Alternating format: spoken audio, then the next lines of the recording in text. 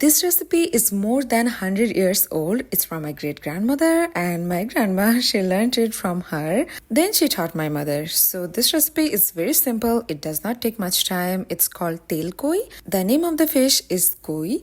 So at first, you're gonna marinate the fish with some salt and some turmeric powder. Then let it rest for 15 to 20 minutes. And this recipe is named after oil, so it needs lots of it. But you can definitely add less. So here I added about 4 tablespoons of oil, and then you're gonna fry the fish for 2 to 3 minutes each side. And you guys ask me like how my food never sticks to the pan. The trick is let the pan get super hot before adding anything. Even if you add lots of oil in it and you don't let the pan get super hot, the food it's gonna stick to the pan. So the point is just let it get super hot, just put it on the stove and forget about it for the next 2 minutes, and then you're gonna add the oil. And after adding the oil, you're gonna wait for a minute or two, and then you're gonna add the food.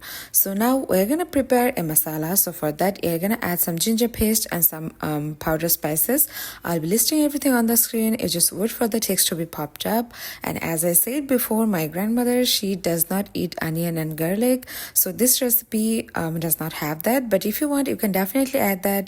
But if you are adding fresh onion and fresh garlic paste, just add it after you add the cumin, whole cumin. So then you're gonna add the masala, and when you see that the oil and the masala it's getting separated, then you're gonna add the fried koi fish. Then mix the fish with the spices and let it cook for like 5 minutes. And after that, you're gonna add some water. Here I added 1 cup of hot water, one and a little bit. So then you're gonna add the lid on top and you're gonna cook it for 10 to 15 minutes. Now there you have it, beautiful tel koi. Just serve it with some basmati rice. It tastes heavenly. Try it, guys. Bye, see you soon.